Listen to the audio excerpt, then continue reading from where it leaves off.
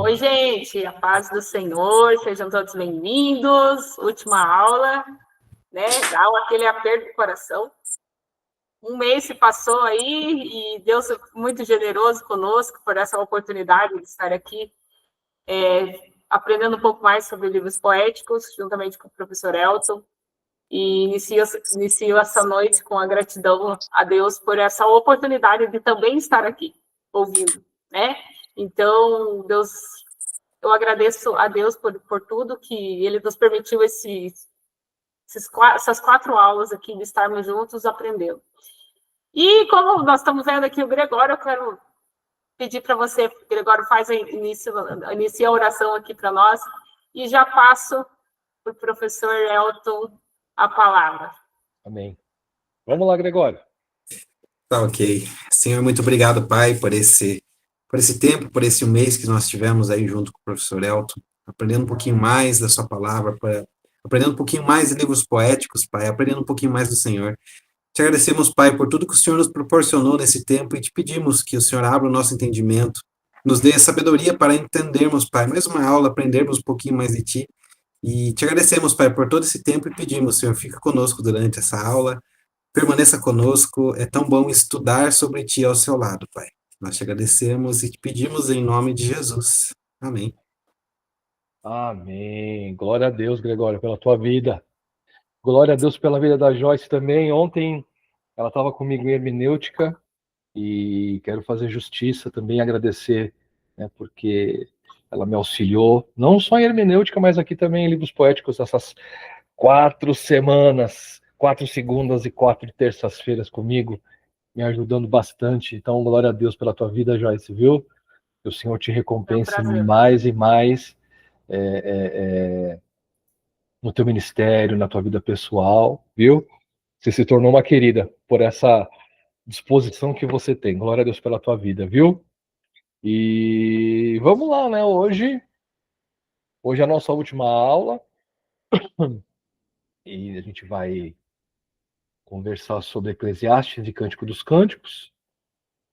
Assim como eu gosto de fazer com alguns livros poéticos, eu gosto de tentar fazer link de um livro com outro. A gente vai tentar fazer uma coisa diferente nessa aula, mas, claro, tratando cada um de uma forma, né? Mas tentando extrair mensagens similares ou contrastantes do que esses dois livros querem nos trazer, né?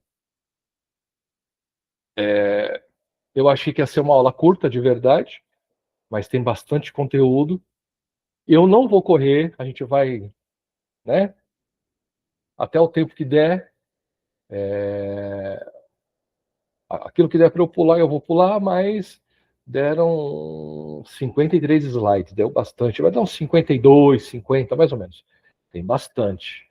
Mas vamos lá, então, começar a tratar de Eclesiastes e Cântico dos Cânticos, né? Sabedoria, realidade e amor na tradição da Bíblia. O subtítulo da aula é uma análise sobre o sentido da vida e a celebração do amor humano. Por se tratar de uma literatura de sabedoria, uma literatura sapiencial, como a gente viu em Provérbios, é algo que se ensina, né, para alguém. Então são conselhos, são ditos, mas todos eles escritos de forma poética. Enquanto o Cântico dos Cânticos, ele é uma celebração da vida. Ele fala de uma celebração de um casamento, de uma vida sexual dentro do casamento que é abençoada por Deus. Então a gente vai ver essas semelhanças ou essas diferenças e o que cada texto quer trazer para as nossas vidas. Tá bom? Então vamos começar. Parte 1, parte de Eclesiastes, né? Assim, o que esses dois livros estão fazendo juntos. Tá? Então vamos começar primeiro com Eclesiastes, para entender porque eles estão no mesmo rolo, que é o rolo de sabedoria, que é o Megolet, se eu não me engano. E ali a gente tem, além de Cantares e Eclesiastes, também temos Esther e me fugiu o outro livro. Mas, enfim. Vamos tratar contexto, autoria e estrutura. Vamos interpretar o conceito-chave do livro, que é o Hegel, que é vaidade, o sentido de transitoriedade da palavra. Vamos ver os temas principais: tempo, amor, tempo, morte, trabalho, prazer. E essa conclusão paradoxal, que é temer a Deus. Porque, independente de tudo, o escritor de Eclesiastes, ele é otimista no seu final. E a segunda parte, Cântico dos Cânticos, que é o Shir HaShirim. Também vamos estudar contexto, autoria e estilo poético. O grande debate. Isso eu acho que é o que todo mundo mais pergunta: como interpretar esse livro? Alegoria ou literalidade? Né? É Deus e sua igreja ou é um relacionamento mesmo entre homem e mulher? E vamos falar dos temas principais: desejo, beleza, a mutualidade e a força do amor. Então vamos começando. A síntese é a conclusão, né? Vamos dar uma conclusão das duas perspectivas para que tenhamos uma vida sábia. Continuando, o que um filósofo questiona o sentido de tudo e um poema de amor intenso e sensual tem em comum? Você já parou para pensar? Eclesiastes, que é um livro extremamente questionador, e o outro livro que é uma celebração da vida, que fala de amor, que fala de sensualidade. O que eles podem ter em comum? Olha lá. Lembrei. Está aqui, ó. Ambos pertencem à literatura de sabedoria do Antigo Testamento, junto com Jó e Provérbios, não é Esther, perdão. Diferença fundamental. A gente vai conversar sobre. Lancei a pergunta, a gente vai ver a resposta lá para frente, tá? Diferença fundamental na literatura da sabedoria. Provérbios apresenta a sabedoria de forma ordenada e otimista. Faça X que o resultado será Y. Jó, Eclesiastes e Cânticos exploram os limites e a complexidade dessa sabedoria. Eles lidam com o sofrimento inexplicável, a falta de sentido aparente e a profundidade das paixões humanas. Então, enquanto em Provérbios existe uma, desculpem a expressão muito simples, muito simplória, enquanto em Provérbios existe uma possível receita de bolo, Jó, Eclesiastes e Cânticos não. Ali a gente encontra tudo quanto é tipo de complexidade de relacionamento, de sofrimento, tá? E essa profundidade das paixões humanas, que é isso que nos motiva, entende? Então, esses 3 livros, dentro da sabedoria, querem explicar isso. Mais uma vez, nós estamos falando de poético, mas por que eu cito tanto a sabedoria? Porque são livros do rolo de sabedoria, a parte de sabedoria da Bíblia hebraica, mas que são escritos de forma poética. Então, para nós, são livros poéticos, ok? Então, vamos falar do nosso amigo filósofo cético.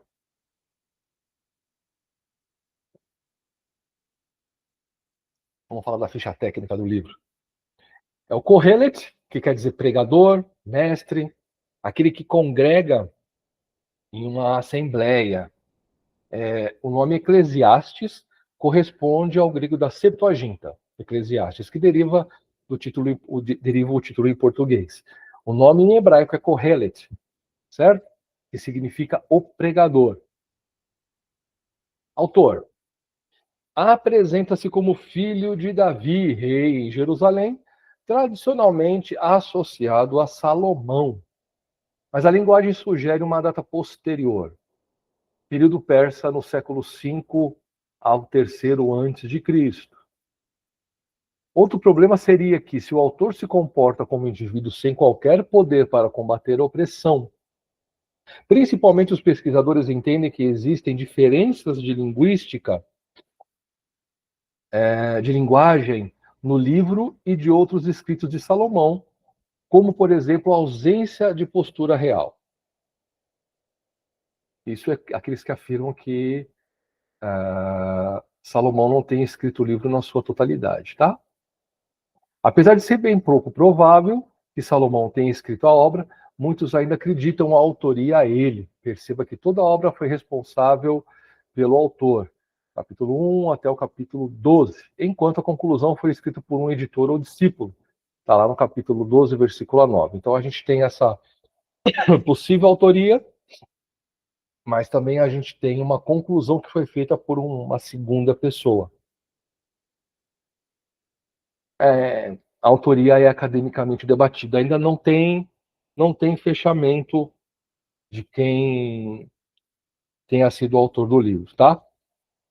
Não adianta fechar que foi Salomão, ou não adianta fechar que não foi. Ainda não se tem certeza. E olha que já passou tempo, hein? Gênero é um ensaio filosófico, são reflexões autobiográficas, ok?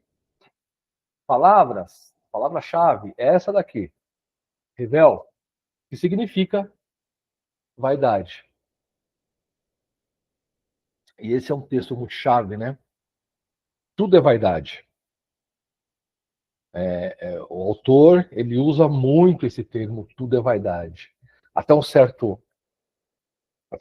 tempo do livro, né? Muitos falam, mas isso não tem base acadêmica que eu vou falar, mas você já deve ter escutado. Salomão escreveu Eclesiastes no final da sua vida, então por isso que ele estava já cansado de ser rei, ele não quis mencionar que ele era rei, justamente porque ele tinha pecado contra Deus. Não existe base acadêmica para isso. Como eu falei, ainda a autoria é totalmente incerta. Tá?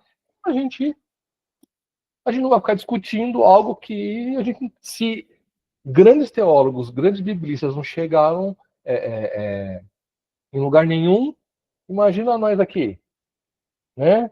Pequenos grãozinhos de areia aqui no Brasil. Então, vamos nos preocupar com o que interessa. E isso é fundamental. Tudo é vaidade. Então, vamos falar do conceito central.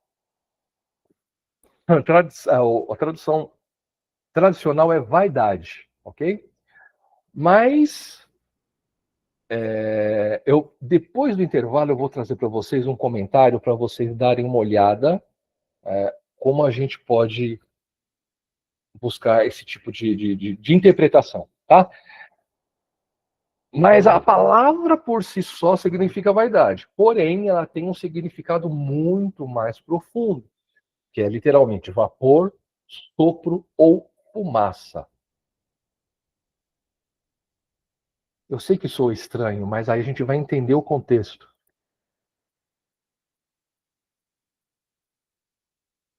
Deixa eu ver uma coisa aqui, deixa eu lembrar, acho que vem depois. Sim. Implicações. Não significa necessariamente inútil ou orgulho. A implicação da palavra vaidade, tá? Não significa necessariamente inútil ou orgulho, mas transitoriedade. A vida é efêmera, passageira como um sopro. Então, a questão da interpretação nos comentários é fundamental, porque você vai ver no comentário que existe essa tradução sopro, e ele explica, né, a questão da vida fugaz, da vida efêmera, né, que justamente Eclesiastes quer passar, que é justamente um sopro. Então, por isso que ele trata de ser vaidade. Não que é algo que não serve para nada, ou é uma questão de orgulho, tá? Mas sim que é tudo muito passageiro. Absurdo / enigma. A vida é ilógica, cheia de paradoxos e injustiças que a sabedoria humana não consegue resolver. Percebam que ele trata, vocês já leram Eclesiastes, né? Ele trata de temas difíceis. E toda a literatura de sabedoria, ela é, né, como eu falei no começo, a única que tem a receita de bolo, né? De uma forma bem simplória, eu estou falando isso, é Provérbios. Faça isso, né? E seus dias serão assim. Busca a sabedoria, porque a sabedoria é o princípio do temor ao Senhor. Então você tem a... Agora aqui não. Muito pelo contrário, aqui existem mais questionamentos do que propriamente resposta para eles. Frustração. A busca por um sentido último e permanente debaixo do sol, expressão usada 29 vezes, termina em frustração. Né? Se eu não me engano, no capítulo 8. Não, desculpa. É no 3 ou no 2. Ele trata justamente, eu não vou lembrar agora. Eu devia ter marcado a passagem. Ele marca justamente isso, né?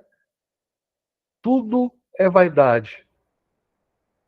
Se eu trabalho, aquilo que eu conquisto pode ficar para alguém, e esse alguém pode ser que não seja nem justo.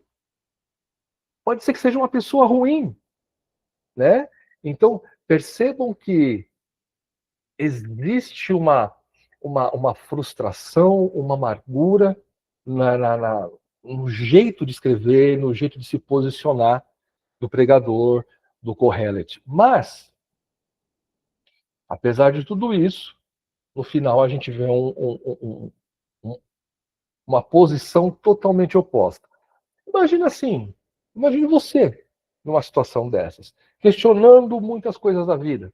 Eu acho que, será que só eu questionei coisas da minha vida? Né? Aquela coisa assim. Por que isso? Por que aquilo? Né? Quem nunca? Mas a gente questiona com aquele sentido de chateação, porque você queria que a sua vida tomasse um rumo diferente.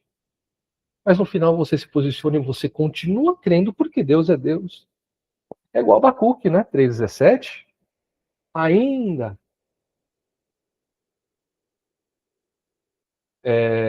fugiu ainda que a figueira não floresça e que não haja fruto na vide e o produto da oliveira minta, todavia eu me alegrarei.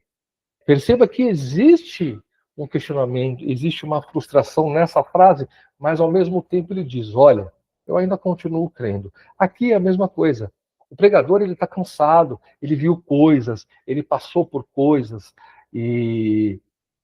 mas ainda assim, no final das contas, ele continua crendo. A frustração, ela é transitória. Se eu não me engano, ele até menciona isso, também é vaidade. Mas vamos lá. Os temas principais de Eclesiastes. Tá todo mundo comigo aí? Vocês estão aí? Manda joinha para mim. Eu não pedi joinha ainda.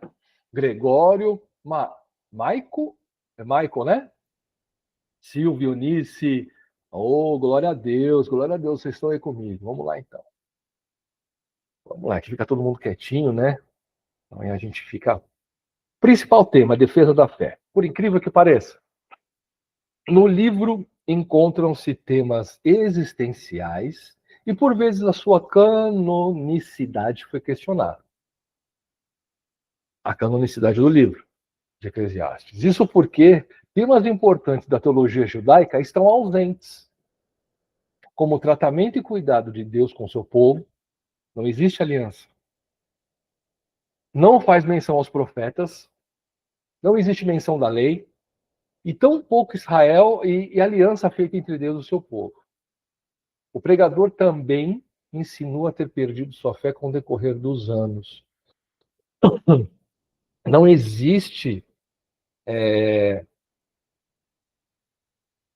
Percebam que todo o livro do Antigo Testamento, todo o tema teológico de qualquer livro do Antigo Testamento, sempre tem alguma coisa que se agrega. Ou fala do templo, ou fala da aliança, ou fala do santuário, ou fala da terra de Jerusalém. Mas percebam que são temas muito parecidos, sempre envolvidos. Então são livros que a gente encontra uma teologia muito, muito, muito nítida. Já Eclesiastes não. Você não possui temas, né, teológicos propriamente ditos como no restante da Bíblia hebraica. Aqui são temas muito mais corriqueiros, do dia a dia, né? São questionamentos que o escritor está tratando. Então, a teologia, ela é muito mais existencialista. Quando eu digo existencialista, é nessa coisa do eu com Deus, né? Não do povo. São os meus questionamentos com Deus, são as minhas frustrações com Deus, até eu perder a minha fé em relação a Deus. Então, mas ainda assim é um livro que trata de fé.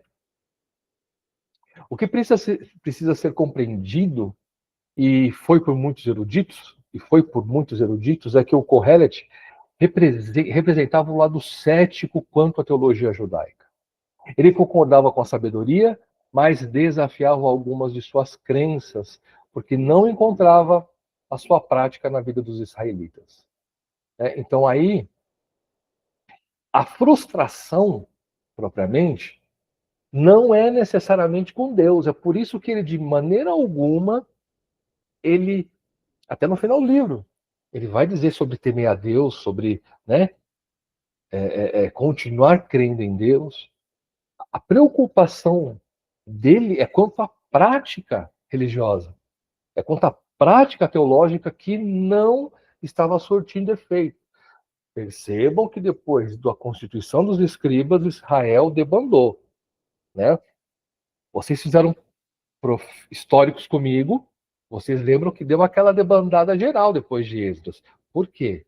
Porque se tornou algo muito, muito frio. Se tornou uma... Bom, o próprio Jesus fala, né? Vocês não entram e não deixam ninguém entrar. Por quê? Porque a teologia se tornou uma prisão, uma forma de dominação sobre o povo. E não existia melhor. Então é com isso que o Kohelet se frustra. Por isso que ele trata da fé. Eclesiastes é um ensaio sobre apologética. Ele defende a fé num Deus generoso e se opõe a outra realidade de fé possível. Ele acredita em Deus e no temor a Deus. Olha lá, 3,14. Eu sei que tudo, o famoso Eclesiastes 3, né? Eu sei que tudo quanto Deus faz durará eternamente. Nada se lhe deve acrescentar e nada se lhe deve tirar. Isto faz Deus, para que haja temor diante dele. 5,6. Não consistas que a tua boca faça pecar a tua carne, nem digas diante do anjo que foi erro, porque as não se iraria a Deus contra a sua voz e destruiria a obra das tuas mãos. Então perceba que existe temor a Deus, né? E existe crença em Deus e no que ele pode fazer. Estão entendendo? Manda joinha para mim. Show!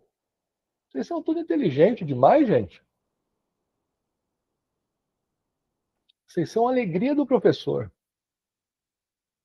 Princípio da retribuição. Percebam que todos os livros poéticos, todos eu citei o princípio da retribuição. Mas aqui, Eclesiastes se coloca de forma diferente. O livro que mais aceita, ou que tenta apresentar como correto, é o livro de Jó. Mas Eclesiastes questiona toda e qualquer teologia que ignore a experiência, compreendendo-a como inválida. Desta forma, ele contesta a simplicidade do princípio da retribuição. Vamos ler aqui, então, esse que está em negrito. Capítulo 9 de Eclesiastes, versículo 1 a 3. Vocês estão com Bíblia aí? Manda joinha para mim se vocês estão com Bíblia, hein? Quero ver. Ah, muito bem, Eunice, muito bem. Por favor, né? Então vamos ler? Então vamos lá. Eu estou lendo mal que minha vista está ruim, tá? Mas vamos lá. Deveras me apliquei, versículo 1. Deveras me apliquei a todas essas coisas para claramente entender tudo isso. Vamos lá. Que os justos e os sábios e os seus feitos estão nas mãos de Deus. E se é amor ou se é ódio que está na sua espera, não sabe o homem. Tudo lhe está oculto no futuro.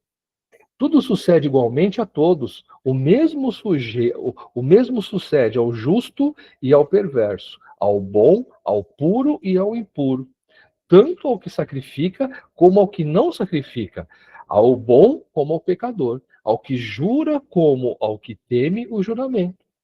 Este é o mal que há em tudo quanto se faz debaixo do sol. A todos sucede o mesmo. Também o coração dos homens está cheio de maldade. Nele há desvarios enquanto vivem, depois rumo aos mortos. Então percebam que ele é total. Mas isso por quê? Porque ele vivenciou, né? Então, durante toda a sua vida, ou a vida do escritor, dos escritores, ou a vida de Salomão, quem vivenciou isso durante toda a sua vida, percebeu que, peraí, todo mundo está sujeito a tudo. Eu lembro da passagem de Jesus, né? No mundo tereis aflições, mas tem de bom ânimo, porque eu venci o mundo. Continue crendo em Jesus, é isso que ele quer, continue crendo em mim. Aqui é a mesma coisa que Eclesiastes está dizendo. Olha, tudo sucede igualmente a todos. Acabou? Ninguém é melhor que ninguém. O justo recebe injustiça e o injusto recebe justiça. É uma vida de desequilíbrios. Então, o princípio da retribuição, e os outros versículos também, mas esse eu achei bem interessante, bem nítido mesmo, o questionamento dele, tá? Para o Kohelet, Deus julga sim, mas como o faz é um mistério e está acima do nosso entendimento. Porque a experiência tem mostrado para ele que o mesmo destino vem para o justo e para o perverso igualmente. Aquilo que eu acabei de falar. Outro tema importante é a ironia do trabalho e da riqueza.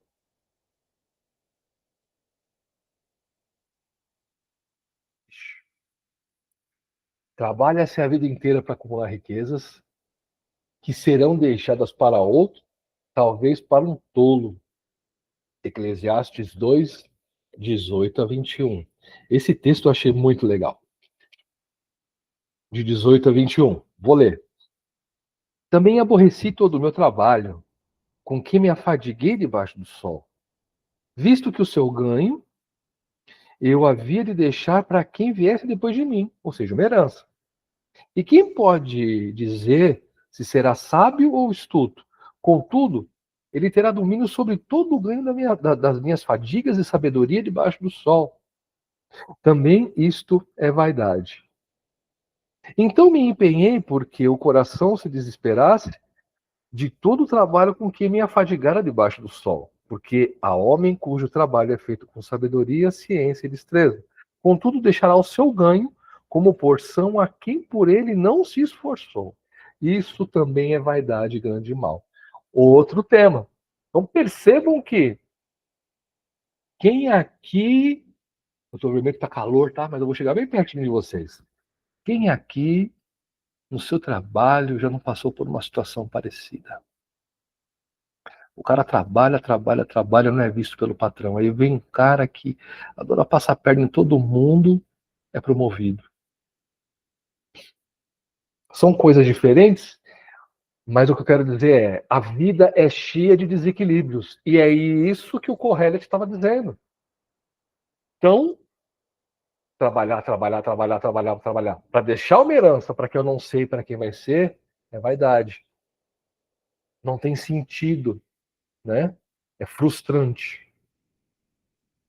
A busca por prazer e bens materiais é insaciável e não preenche o vazio existencial. Eclesiastes 5:10. A resposta pragmática, o carpe diem do Kohelet.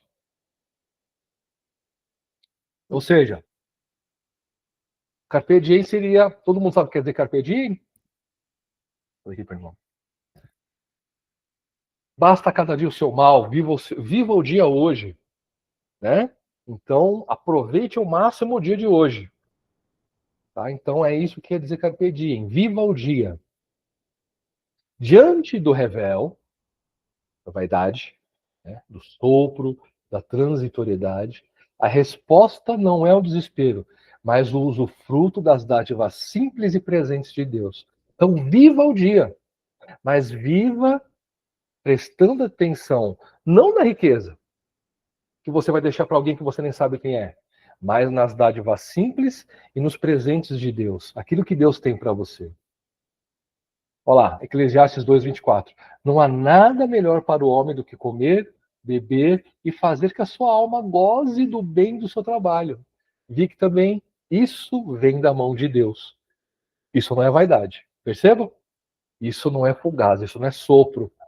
Isso se torna um memorial para o pregador, né? Ao invés de ser algo transitório, não, isso é um memorial. Eu vou ser lembrado pelos meus amigos, pelas conversas que tivemos, às vezes que jantamos juntos. Trabalhei, claro. Ele não diz para você não trabalhar, mas ele diz para você usufruir daquilo que Deus te dá. Tá? Então vejam os outros versículos também, tá? 13, né?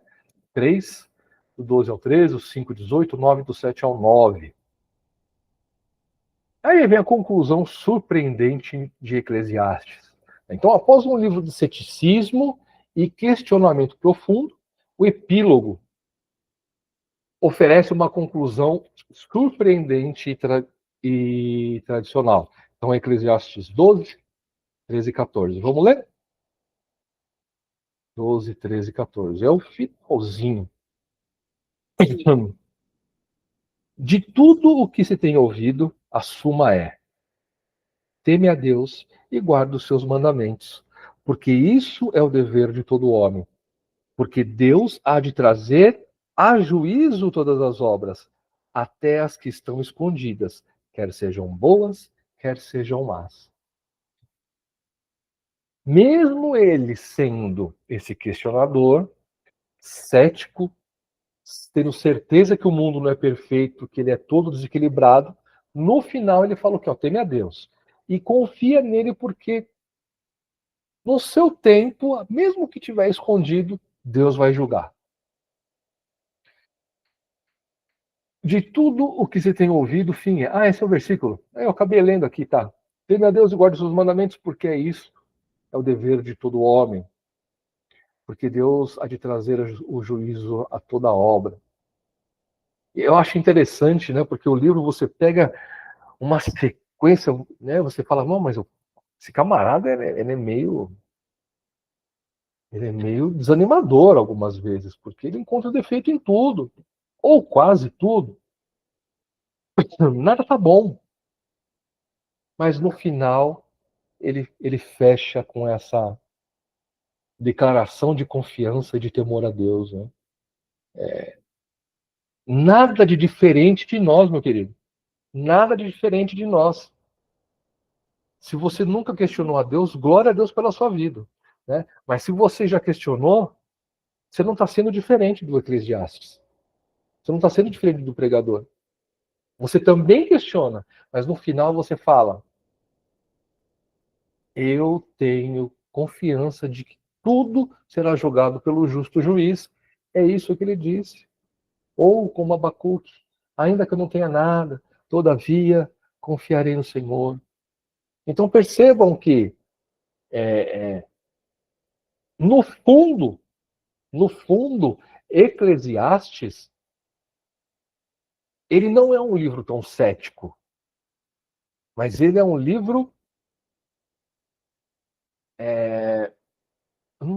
revolucionário, não seria o termo, mas é um livro que busca mudança de comportamento do ser humano. Né? Não de Deus, mas da postura do ser humano, porque veja que ele apresenta a questão problemática é o ser humano. Porque, peraí, para quem que eu vou deixar minha herança? Eu não sei quem é. Pode ser uma pessoa, ou pode não ser. Percebam que ele nunca coloca Deus em xeque, mas ele coloca o comportamento do ser humano em xeque. Porque ele continua sempre crendo que Deus tem um justo juízo ao final. A sabedoria de Eclesiastes é reconhecer os limites da vida terrena no revel e justa vaidade, e justamente por isso ancorar a vida na única realidade permanente, Deus. É o que nós estamos falando.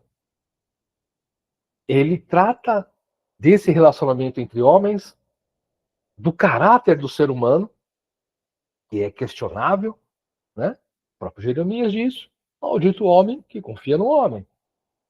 Então percebam, o pregador questiona esse comportamento do ser humano. Um comportamento falho, um comportamento mesquinho, mas, ao mesmo tempo, ele diz: olha, aproveite o que você tem, com o que você tem, porque isso quem está dando é Deus. Né? A única realidade permanente nas nossas vidas é Deus. E é Ele que nos presenteia. É Ele que nos permite estarmos aqui hoje, nessa aula. Para mim, isso é um presente de Deus. Para mim, estar falando dele é um presente. Né? Então, percebam que, às vezes, das pequenas coisas, entre aspas, Deus está muito mais presente no que nas grandes obras. Nos templos gigantescos, para 5, 6 mil pessoas, 10 mil pessoas, né? Nos altares de ouro, por aí vai. Deixa eu ver.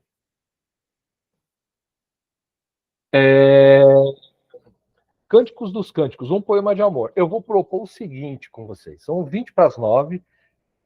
Vamos fazer o seguinte. Eu acho que eu fiz isso com o pessoal de hermenêutica ontem.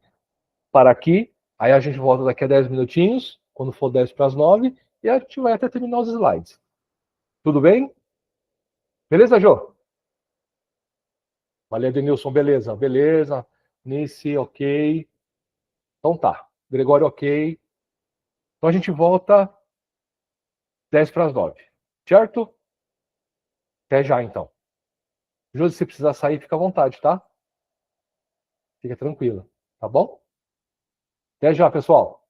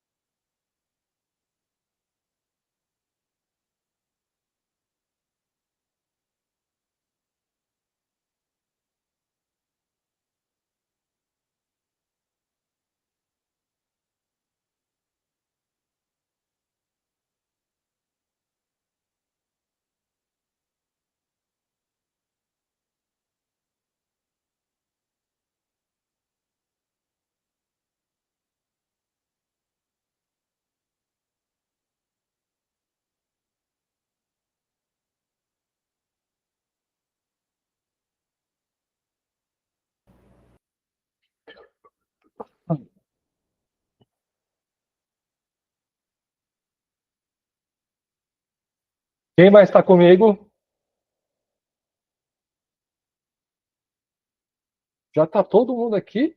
Eita, glória! Vamos lá, então. Vamos agora, então, falar dos cânticos, né? Vamos falar desse poema de amor aí. Vamos falar desse livro aí que é tão complicado. E está na Bíblia, hein? Se está na Bíblia, então é santo. Então vamos lá. Ficha técnica dos cânticos. O nome é Shir HaShirim, né? O Cântico dos Cânticos, que é uma forma superlativa que significa o mais belo dos cânticos. Então, o nome já é poético, né? Ele é o mais belo dos cânticos. Ele não é só o cântico dos cânticos, ele é o mais belo dos cânticos. Poesia lírica de amor, né? O gênero com diálogos entre dois amantes, a amada e o amado, e um coro, que são as filhas de Jerusalém. Característica notável: Deus não é mencionado explicitamente no livro, exceto por uma possível referência lá em 8:6, mas Deus não é mencionado diretamente, ok? A linguagem poética é rica e única. Autor. Tradicionalmente também atribuído a Salomão, mas a autoria é anônima. Em nosso caso, adotaremos a posição de que grande parte da erudição tem aceito, que o poema está completo em sua essência, tendo sua origem nos dias de Salomão, ou logo depois, que foi preservado e atualizado no período da monarquia dividida. Então ele terminou de ser redigido na monarquia dividida. Mas também isso é mais discussão. É preciso entender que as divergentes opiniões defendidas quanto à formação, composição e autoria está ligado diretamente à forma de interpretação do livro. Vamos abordar aqui os tipos possíveis para interpretar cantares, né, o Cântico dos Cânticos, e com isso afeta a forma de analisar o livro em sua essência e sua mensagem.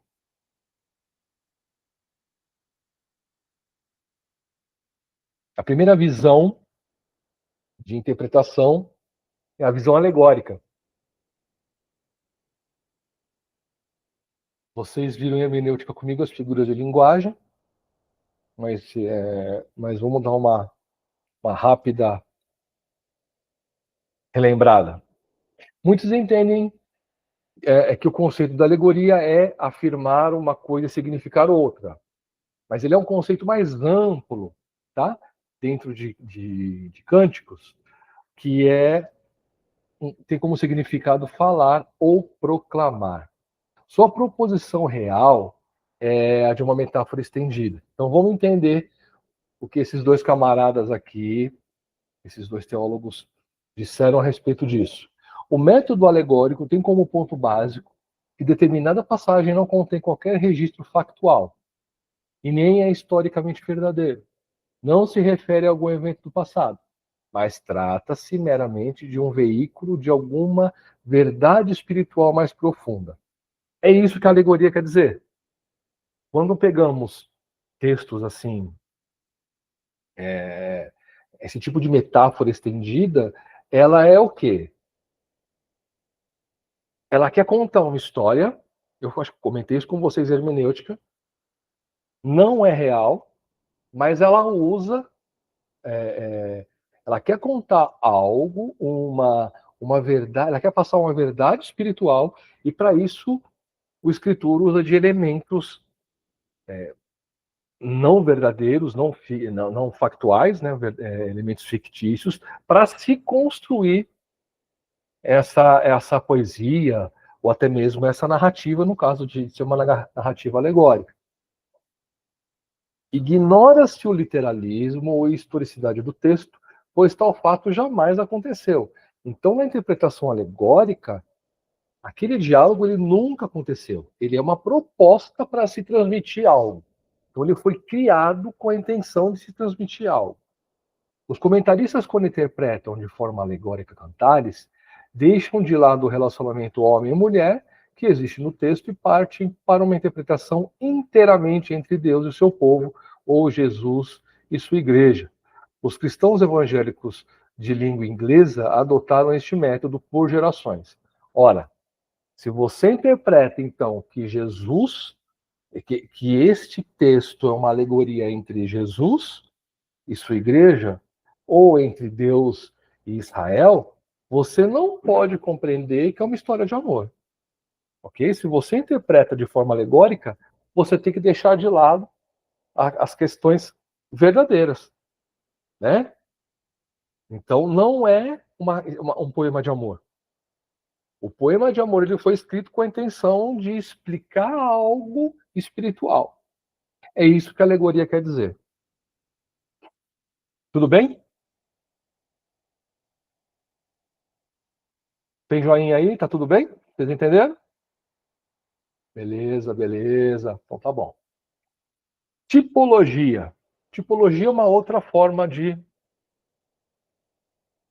figura de linguagem. A gente viu isso em hermenêutica, com o tipo.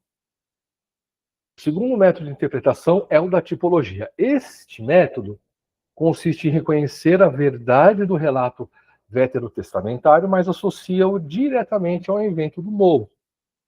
A chave para a compreensão da natureza da tipologia é a doutrina da unidade das escrituras. O Novo Testamento é o cumprimento e o clímax do Velho Testamento, do mesmo autor. Tá? Então,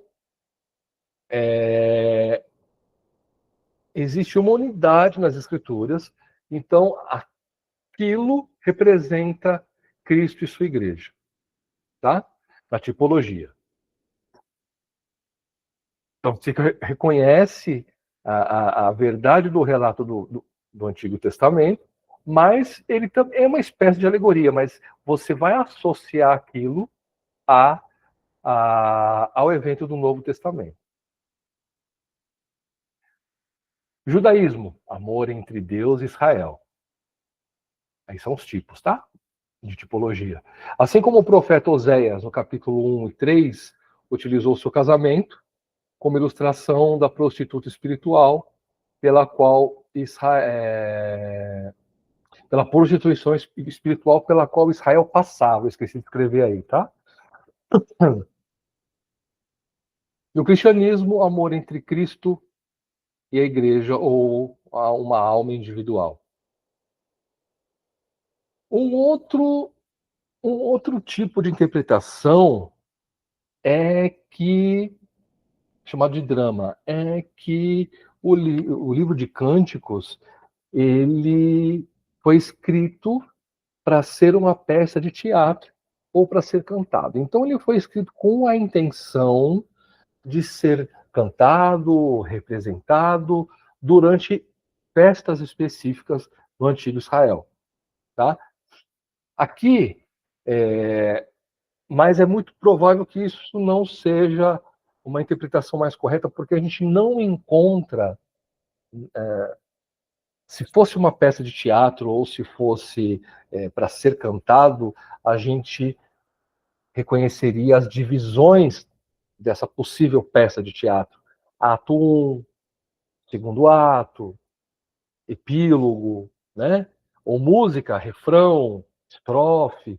E na divisão em hebraico, no texto, não existe esse tipo de divisão, melhor dizendo, tá? Então, torna-se difícil de reconhecer esse conceito de drama nos cânticos. E o natural, que é o literal. Interpretação natural literal é aquela que entende que os fatos são o que demonstram ser. Os poemas inseridos em Cantares tratam diretamente dos sentimentos, desejos e temores do homem e mulher que estão se relacionando, sem qualquer tipo de alegoria, tipologia ou dramatização.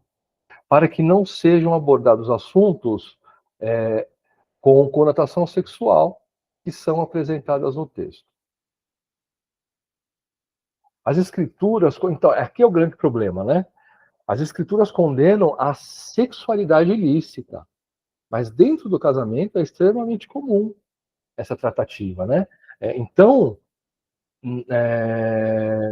se atentarmos para as escrituras do seu início ao seu final, não veremos um texto sequer que não compreenda a vida sexual de um casal como um presente dado por Deus, visto que metáforas deste teor são feitas para expressar o relacionamento sadio entre Deus e o seu povo. Percebo, então, que o grande medo, durante muito tempo, da interpretação literal, era trazer a sensualidade para dentro da igreja. E eu não sei se vocês concordam comigo, o sexo ainda é um tabu dentro da igreja. Hoje não como há 30, 40 anos atrás, né? 50 anos atrás, mas ainda hoje a gente enfrenta algumas dificuldades para se falar um pouco mais abertamente sobre isso. Então é por isso que surge muito forte a interpretação alegórica, para falar que essa relação entre Jesus e a sua noiva, entre Israel e o seu povo.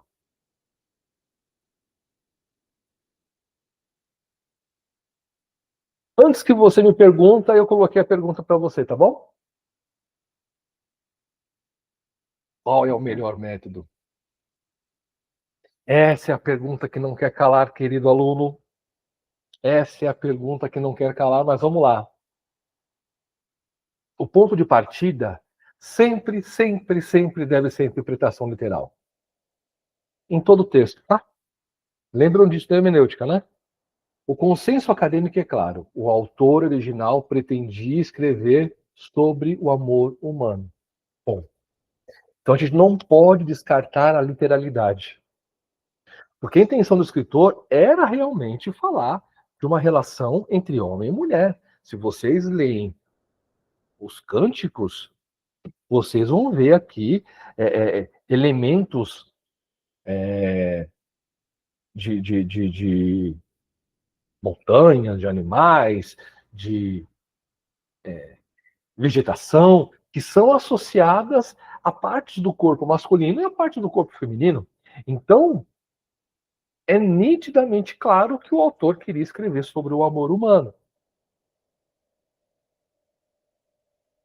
A interpretação alegórica tem um imenso valor histórico.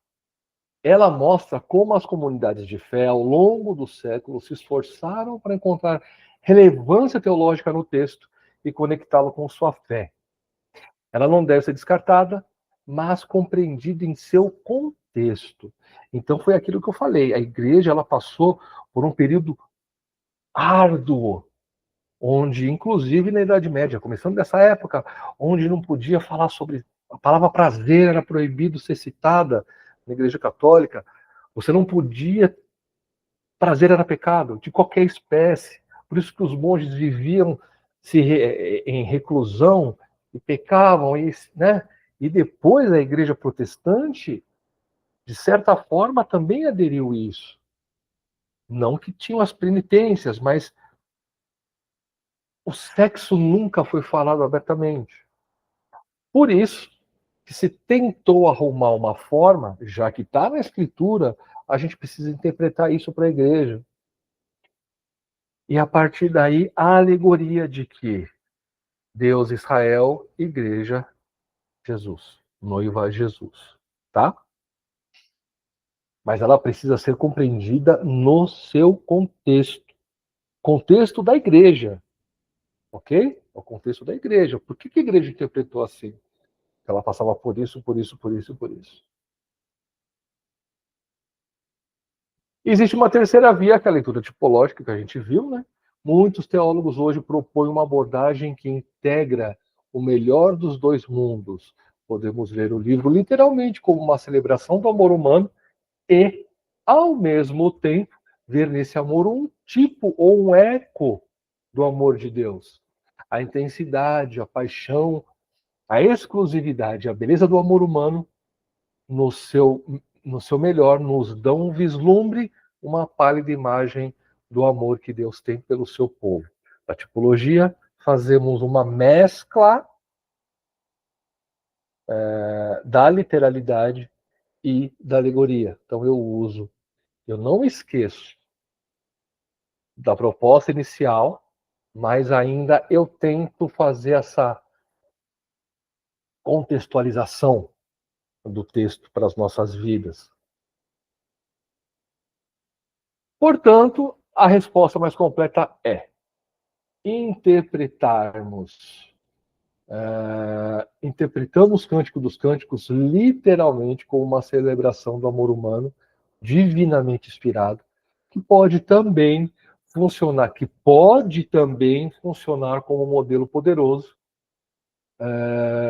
para entendermos a profundidade do amor divino. Então percebam que você vai dizer assim, poxa, professor, você rodou e ficou no mesmo lugar. Não. Aqui a gente está usando de sabedoria, de estratégia. Por quê? Eu não posso simplesmente negar esse contexto alegórico que acompanha a tradição da igreja por tanto tempo. Eu não posso simplesmente abandonar e falar, a partir de hoje, nós vamos ler cânticos apenas como homem e mulher. Mas percebam que a questão literal nesse livro ela é tão forte que é muito raro alguém ler esse em cultos de domingo. É muito difícil alguém ler este livro e fazer a sua igreja. Porque existem textos muito melhores para se fazer isso, que são literais, e não precisa se usar alegoria. Percebam? Então, percebem? Então, a melhor interpretação é a literal.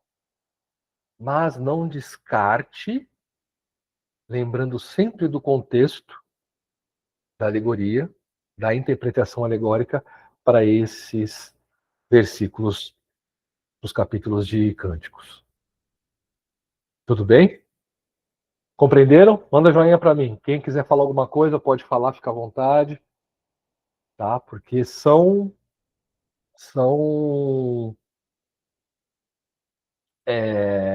escolas totalmente diferentes, mas que, de certa forma, andam juntas com o texto. A literalidade, a gente não pode negar isso, não podemos negar, né? Que seja Salomão que escreveu isso. A intenção era fazer uma declaração de amor, era um poema de amor para sua amada, ok? Então não dá para se negar isso.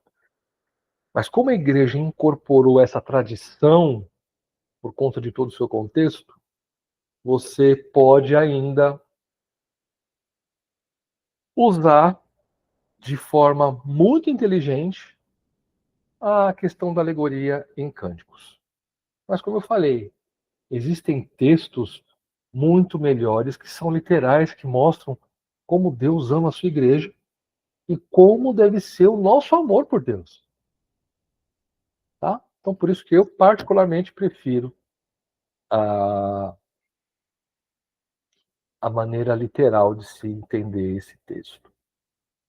Claro, no encontro de casais, que você vai citar cânticos, você pode até entrar na questão da alegoria, usando Jesus e a sua igreja para quem lá estiver.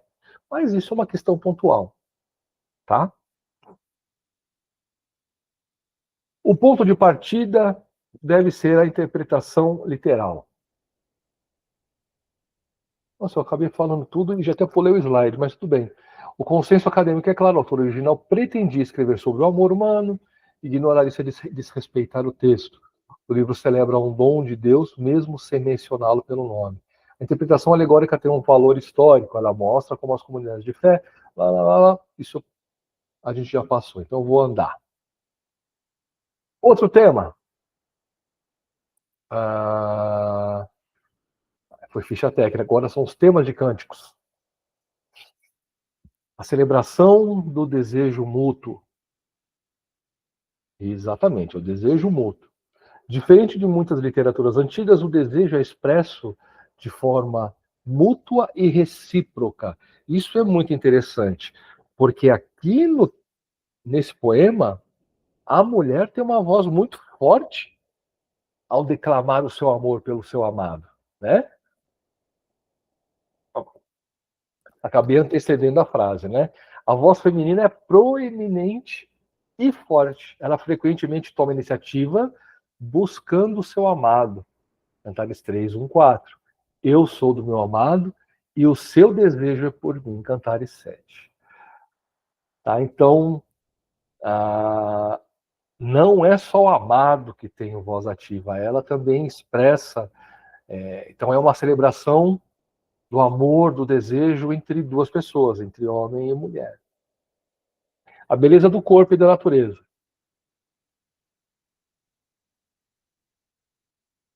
Desculpa, minha boca está muito seca hoje. Então, aqui a gente tem um uso de uma linguagem poética extremamente rica. Metáforas, com as metáforas da natureza, ela usa animais, plantas, especiarias, para descrever a beleza dos amantes, né? Aqui o esposo falando da esposa no capítulo 2, versículo 2. Qual lírio entre os espinhos? Tal é a minha querida entre as donzelas. Então ele a chama de um lírio entre um bando de espinhos. Então só tem mulher feia, mas a dele é maravilhosa. Né? Então percebam que é extremamente rico isso.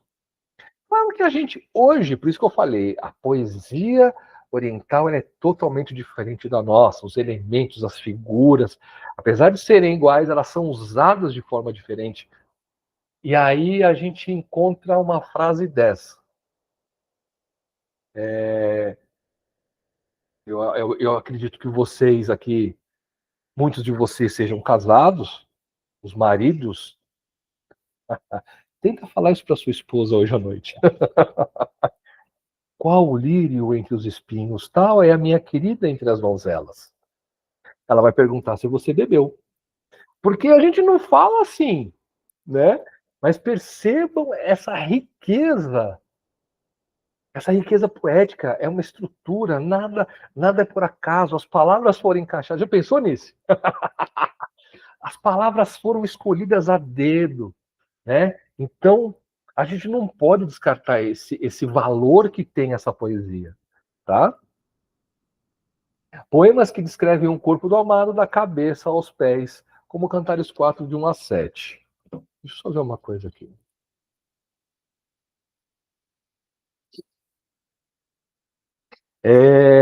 Esse. Estou dando risada porque esse texto é pesado. Eu não vou ler, não. Tá? Depois vocês leem em casa. Mas é um texto pesado. Ele vai falar do corpo da mulher, de todos os detalhes do corpo. Ele vai comparando com as pombas. Ele vai comparando com a torre de Davi. O seu pescoço é como a torre de Davi. Ai, meu Deus, a gente se diverte. Mas são figuras de linguagem, são expressões riquíssimas para uma poesia. O amor é um jardim fechado. Cuidado e cuidado. Igual aquela música, né? A imagem do jardim fechado, fonte selada, que está lá em Cantares 4:12, sugere a exclusividade e a santidade do amor protegido do mundo exterior. Aponta para um contexto de compromisso, que é o casamento. Eu vou ler para vocês esse texto, não sei se vocês lembram. Jardim fechado és tu, minha irmã, noiva minha, manancial recluso, fonte selada. Ou seja, exclusividade total.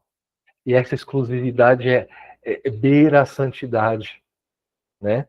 No amor entre duas pessoas. O amor como forma cósmica. O clímax poético do livro descreve o amor como uma força invencível, comparável às forças mais poderosas da existência, a morte e o juízo divino. Cantares 8, 6 e 7 diz assim: põe-me como selo sobre o teu coração, porque o amor é forte como a morte. As muitas águas não poderiam apagar este amor, nem os rios afogá-lo. Profundidade, né?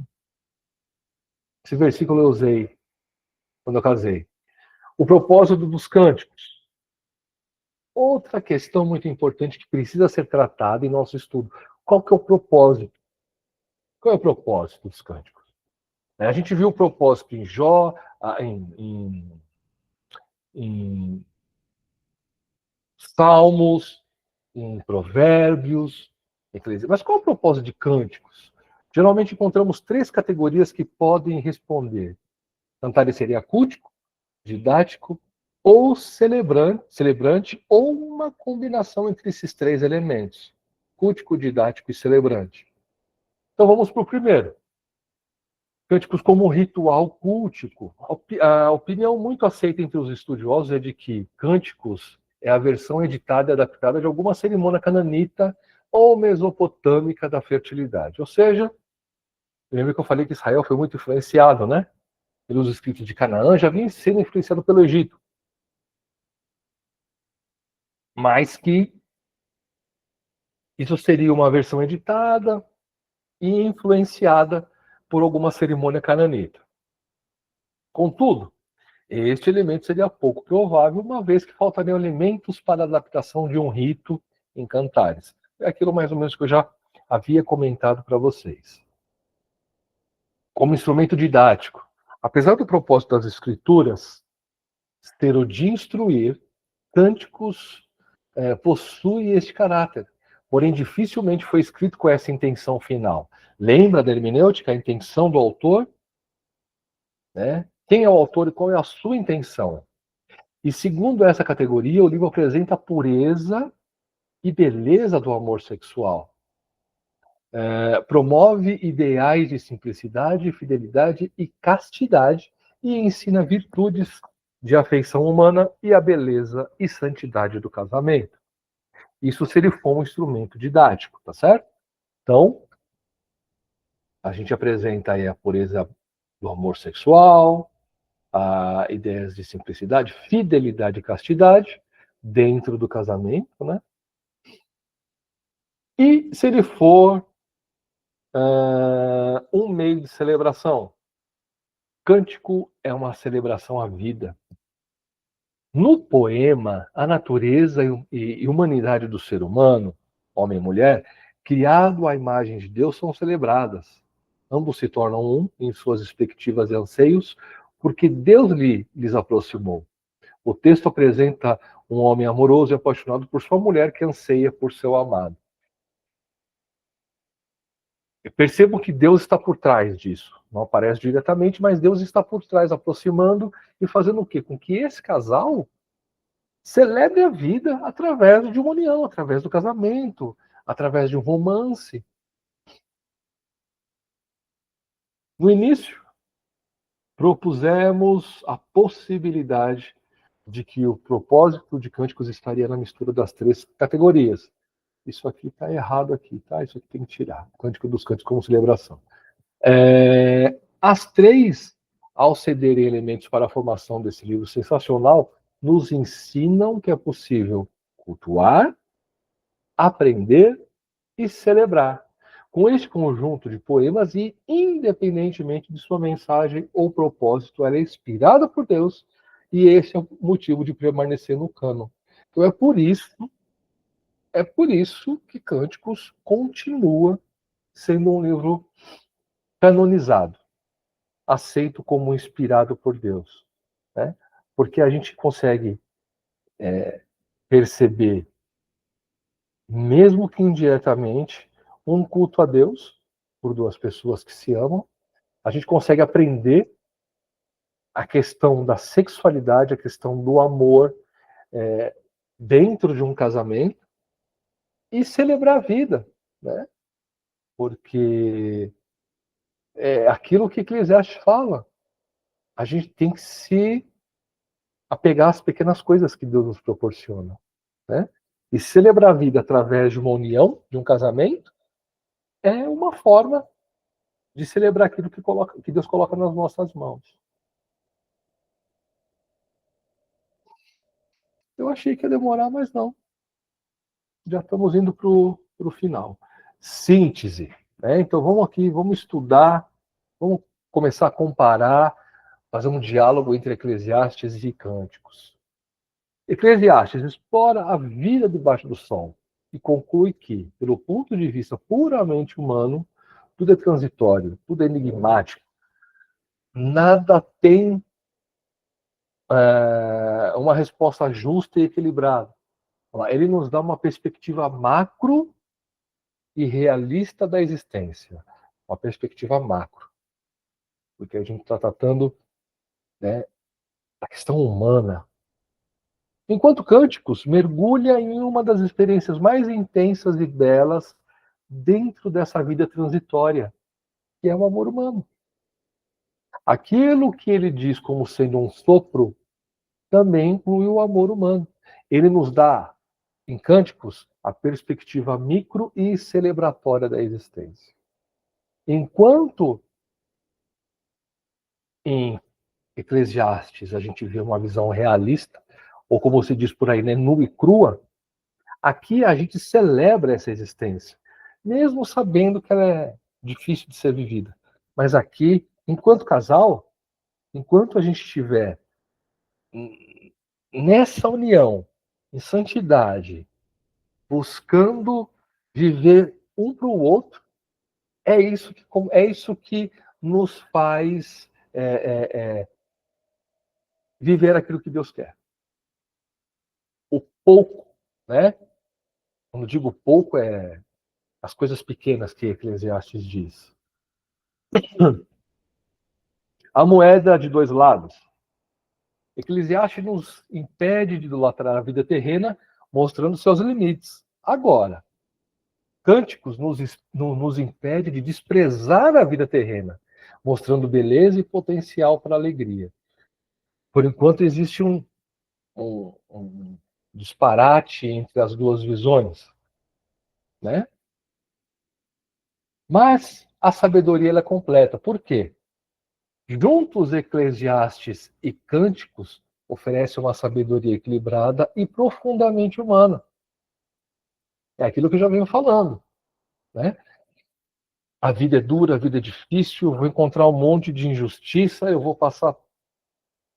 Mas vale a pena amar, vale a pena estar com alguém, vale a pena celebrar a vida, vale a pena receber esses presentes de Deus para o meu dia a dia. E aí, tudo aquela grandiosidade que eu busco, a promoção no trabalho, ou o sucesso profissional, ou sei lá mais o quê, tudo isso se torna pequeno como um sopro perto daquilo que Deus me proporciona quando eu chego na minha casa. Espero que seja isso quando você chega na sua casa, tá, irmão? Ele... Cadê? Quem? Oh, amém, mano. Amém, Liz. Deus abençoe. Ai, Jeová. Eles nos ensinam a viver com os olhos abertos para a realidade complexa e muitas vezes frustrantes da nossa vida, né? É aquilo que eu vim dizendo. Não adianta, a realidade é nua e crua, mas eu preciso de escapes, eu preciso celebrar aquilo que Deus me dá. E é legal que o próprio pregador de Eclesiastes, no final, ele fala isso. O importante é que nós temamos a Deus, porque a sua justiça vai prevalecer de uma forma ou de outra, seja sobre a vida do injusto, seja na vida do justo. Deus não deixa a situação em branco, não deixa passar em branco, né? Mas enquanto eu não consigo ver a justiça de Deus, enquanto eu não consigo resposta para algumas coisas, eu vou continuar jantando com os meus amigos, eu vou continuar dando as minhas aulas como se fosse a última da minha vida, eu vou continuar chegando em casa e abraçar o meu esposo, eu vou continuar abraçando os meus filhos, porque esses são os presentes de Deus para nós. Esses são os reais presentes de Deus para nós, né? E aí você não cai no desespero, porque você tem o seu porto seguro. E, concluindo, com a garganta seca. Ao mesmo tempo, nos convidam a abraçar e celebrar com intensidade as dádivas divinas concretas que encontramos no caminho, como trabalho, comida, amizade, e de forma superlativa o amor. A verdadeira sabedoria não é apenas entender os limites da vida, mas também saber desfrutar da sua beleza. Alguém quer fazer comentários, perguntas? Por favor, fiquem à vontade. Então, silêncio. Então, silêncio. Esses são os livros que eu... Estão na bibliografia da apostila, tá? Mas que eu usei aqui no slide. E até a próxima disciplina, em nome de Jesus.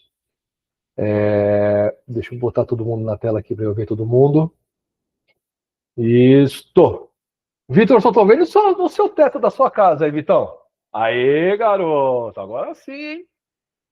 Ô, Silvio, o Gregório, que prazer vê-los aqui. Agora, como eu fecho o slide, eu consigo colocar todas as carinhas de vocês aqui na frente comigo. Bom, gente, a gente vai encerrar por hoje, né? Agradecer a Deus por este tempo. Agradeço mais uma vez a Joyce Amigô, né, por estar comigo durante esse mês, me auxiliando, viu, querida? E, principalmente, os ouvidos de vocês, né? Paciência, de escutar. O que eu falei ontem para o pessoal da hermenêutica, eu vou falar para vocês de novo hoje. O mesmo discurso que eu falei ontem, eu vou falar para vocês hoje. Não parem de estudar. Não concordem com tudo que eu falo, tá? Por favor. Não concordem. Tenham o mínimo de questionamento. Mas um questionamento não para denegrir, mas para que você se edifique na fé. Vou pesquisar, vou estudar, posso até concordar com ele no final ou posso discordar. Tá tudo bem. Mas o importante é que você, por si próprio, consiga desenvolver raciocínios teológicos. Tá? Que você não seja, desculpa o termo, querido, mas que você não seja um papagaio repetidor de um monte de conceitos que vocês vão escutar aqui. Tá certo? A Joyce escutou eu falar isso ontem. Teve um belo dia, eu estava na graduação, o professor virou e falou assim, eu sempre fui meio revoltado, o professor disse assim, eu estava meio cansado da faculdade, eles eram umas pisadas de bola, enfim. Eu tinha o contexto, sabe? Tinha o contexto, né? Para quem foi escrito, o contexto da... Tá. O professor falou assim, ó, ele estava dando aula de ética, se eu não me engano. Ele disse assim, eu vou ensinar aquilo que eu acho correto. Eu falei, levantei a mão, falei, professor, desculpa, não, eu não quero. Eu quero que o senhor ensine tudo que o senhor tem para ensinar, porque quem vai achar que é correto não é o senhor, sou eu. Eu que preciso chegar na minha conclusão. Eu que preciso pensar por mim. E vocês façam a mesma coisa. Não só comigo, com todas as disciplinas. Por quê? Porque isso estimula você a estudar. Estimula você crescer espiritualmente e academicamente. Né? Não vai chegar na próxima disciplina agora na segunda-feira. Estamos só de segunda ou de terça? De terça, né? Aqui. Não vai chegar na próxima matéria terça-feira e falar assim, olha, o professor mandou questionar tudo. Ó, o negócio é o seguinte, a gente não acredita em nada que você fala. Não, não é isso. O que eu quero dizer é, absorvam tudo que eu estou falando, peguem a apostila, claro, foi o que eu falei ontem. Agora vocês estão com um monte de matéria, uma em cima da outra, eu sei que fica difícil se aprofundar. Mas, no tempo livre, eu quero me aprofundar no Pentateuco. Tem algumas coisas lá que eu fiquei na dúvida, eu vou pesquisar. Querido, vai. Eu esqueci de pegar o livro. Ó. Vocês vão deixar eu pegar? É 1 minuto, tá aqui do lado. Posso pegar? Posso? Dá tempo? Peraí.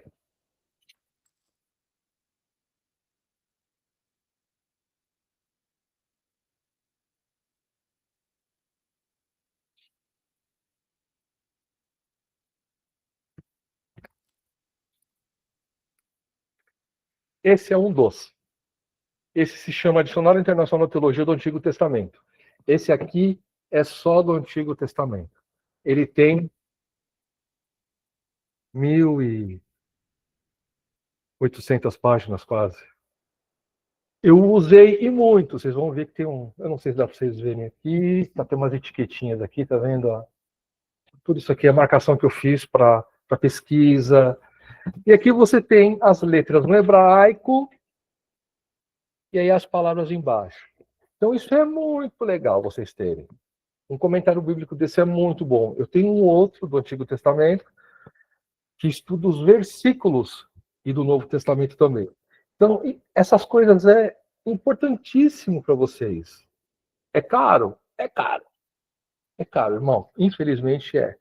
Eu comprei tudo na época de faculdade, que ainda o livro não era tão caro. E a gente ia pagando por mês para a livreira da faculdade. Mas você precisa ter sua biblioteca, você precisa ter os seus... eu gosto mais do Antigo Testamento. Legal, então se foca nisso. Se você me perguntar de grego, eu sou horrível, eu sou ruim de Novo Testamento. Mas eu me especializei em Antigo, então hebraico eu me dou bem, os livros do Antigo Testamento me dou bem, fiquei nisso, né? Algumas disciplinas também. Mas vocês devem fazer isso, tá? Estudem, porque como diz lá em Provérbios, o temor, a sabedoria, não, o princípio da sabedoria é o temor a Deus, né? O Provérbios 1:6. Não deixem de estudar, por favor. Eu sei que é cansativo, tem hora. Estudei aí quase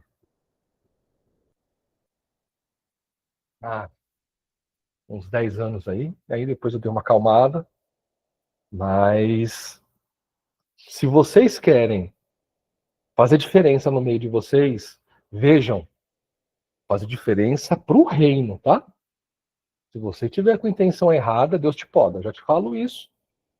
Tá certo? Deus te poda. Se você achar que você está buscando conhecimento para ficar legal no meio de todo mundo e falar, opa, eu estou falando hebraico, né? Esquece. A glória é do Senhor sempre. Sempre, tá? Sempre, sempre, sempre.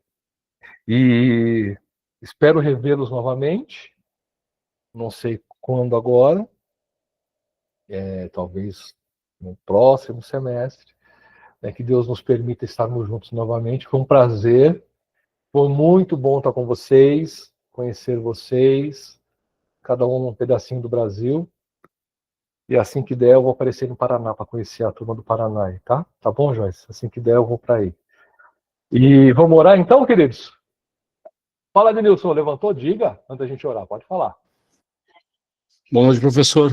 Boa noite, queridão. Eu queria só ver, eu acredito que a minha pergunta é de todos os colegas, a questão da prova. Tem algo específico, algo que vai cair especificamente ou todo o conteúdo? Não, é tudo conteúdo. A prova que eu preparei é em cima da apostila. O que eu trago aqui, de slide, ele é em cima da apostila e algumas vezes eu acrescento algumas informações que não estão na apostila, né? O pastor Zé me dá essa liberdade.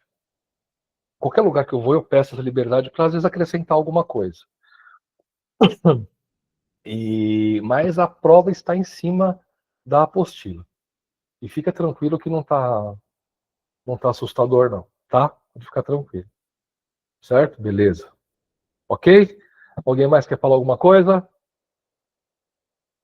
Tudo em paz, Rafinha? Beleza. Então vamos orar. Né? João 7,53, eu costumo sempre dizer, todos foram para as suas casas. Vamos orar, agradecer a Deus, porque esse tempo foi muito precioso, inclusive para mim, principalmente para mim, tá? Vocês nem imaginam como a gente dá uma renovada. É muito bom falar das coisas do Senhor, né? Então vamos orar?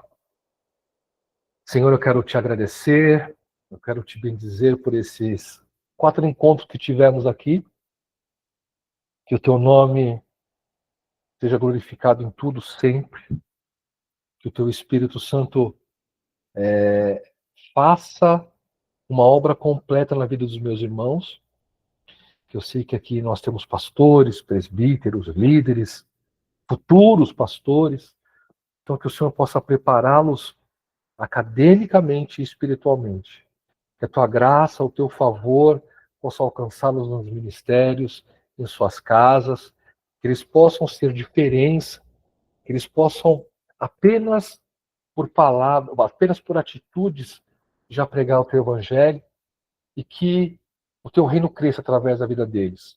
Eu quero te louvar, eu quero te bendizer, Senhor, por este tempo em que ficamos juntos e que, se for a tua vontade de nos encontrarmos no futuro, que o Senhor possa preparar isso para as nossas vidas. Obrigado, Senhor, em nome de Jesus. Nos dá um resto de semana abençoada na tua presença, nos lembrando que em tudo está o teu amor. E é isso que nós temos que ter em mente sempre. Obrigado, Senhor, em nome de Jesus. Amém. Amém, queridos. Amém. Glória a Deus. Obrigado mais uma vez. Até um futuro bem próximo. Esses slides de hoje, eu já mandei o PDF para a Joyce, tá? E aí fica a cargo dela disponibilizar. Tá bom, queridos? Deus abençoe, gente. Foi um prazer estar com vocês essas 4 semanas. Na próxima segunda, a Kézia volta a estar com vocês, tá bom? Kézia, Deus abençoe, viu? Joyce, Deus tchau. abençoe, viu, querida? Obrigado. Irmãos, Deus abençoe vocês. Até a próxima, se Deus quiser. Não esqueça que tem prova essa semana. Se quem puder fazer, venha fazer. Exatamente, vai fazer prova, viu? Passar de ano. Tchau, gente. Deus abençoe. Tchau, tchau.